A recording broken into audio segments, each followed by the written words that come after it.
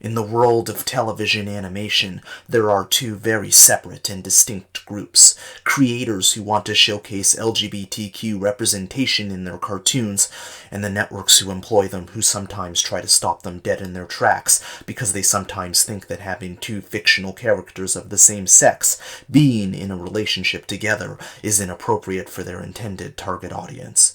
This is one of those stories.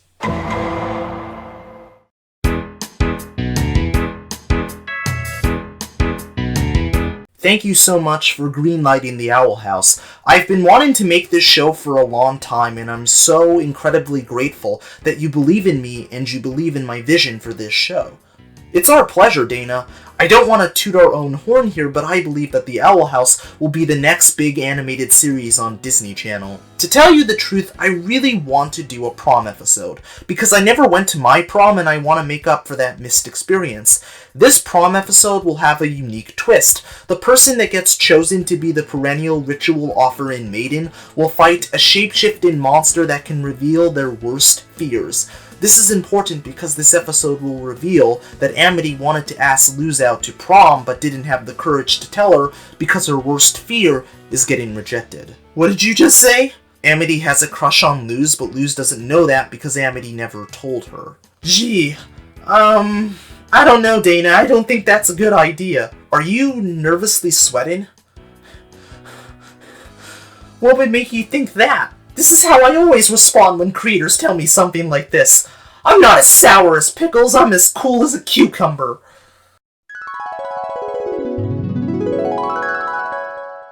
Okay, that must be done. Hi! Taylor! Hi, Susan. Hi. Amy, this is Taylor's other mom, Cheryl. Oh, hi. This is my husband, Bob. Hey, nice to meet you. Come on in. Come on in.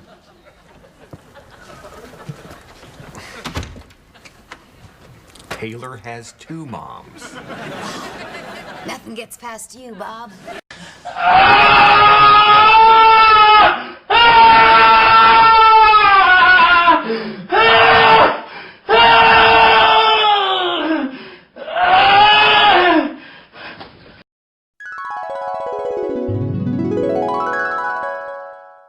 I think your idea for a prom episode is absolutely fantastic, but is there any way we can keep Luz and Amity as friends?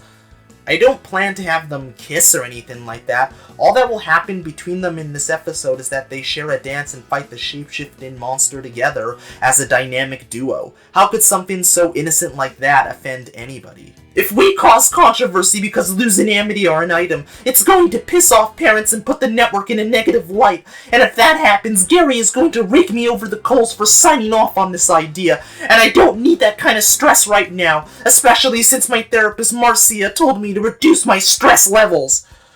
I think what Michael is trying to say here is that we are in the business of selling magic moments to families, and we have to maintain our image and promote good family values, ha ha!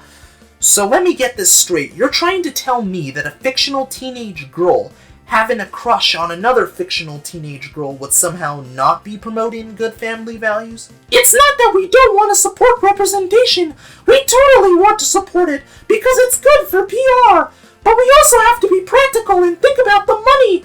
If we go through with this, not only will concerned parents complain to us that we are corrupting their children, but some international markets may ban the show altogether for going a step too far. This company tried to trademark a Mexican holiday, and our friends in the Sorcerer's Hat building made a 21-minute Frozen short starring Olaf that everyone hated, but Amity having a crush on Luz is a step too far? On what planet does that make any sense? It may not make sense to you, but it makes sense to us. You are not allowed to portray any form of a bisexual or a gay relationship on Disney Channel. It's inappropriate for our audience, ha ha! First of all, the kind of people you would be placating by making a move like this are the same kind of people that won't even watch the show, and as such, they are not our target audience. And second of all, I'm a bisexual, and I want to write about bi characters, damn it. This is not just important to me as a human being, it's also important to me as a storyteller. We understand how important this is to you, but our hands are tied, and there's nothing go. Well, that's honestly a shame that you can't do anything to change this ridiculous mandate. It's not like I've obtained possession of a little video involving you and the Jonas Brothers that I'm pretty sure you don't want the public to know about. You're bluffing! On the contrary, my dear Mickey, I have the video right here. You kicked the ever-loving shit out of Joe Jonas in order to force him and his brothers to perform on stage somewhere in Colorado, and then you told them to get out there and make you some goddamn money. I bet the public would totally eat this up. How the hell did you get your hands on that video? I told Brandon to lock it away in the Disney vault forever, ha ha ha! I have my ways.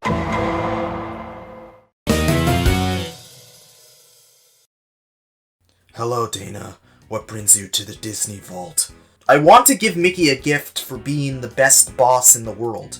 Mickey put me in charge of guarding the vault and I can't open it unless it's an emergency. He needs a copy of The Incredibles 3 Syndrome Rises Like a Phoenix from the Ashes for his personal satisfaction. Well, why didn't you say so? Go right on in. Thanks, Eric. You're a lifesaver. That son of a bitch! That mother...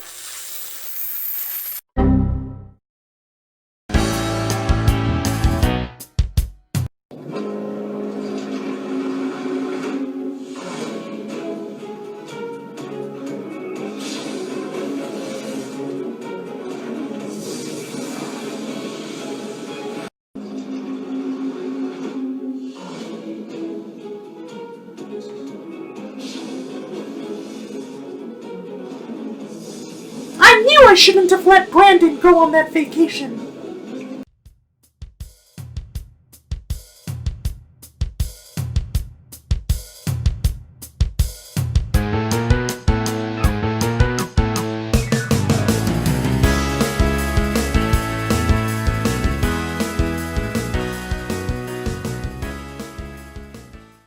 Thank you so much for watching this video. If you like this comedic skit about the Owl House, I made an entire episode of And Then This Happened, where I talk about the dance Luz and Amity shared in Enchanting Grand Fright, and I also talk about how the relationship evolved over the course of Season 1. So if that is something that tickles your fancy, please go and check out that video.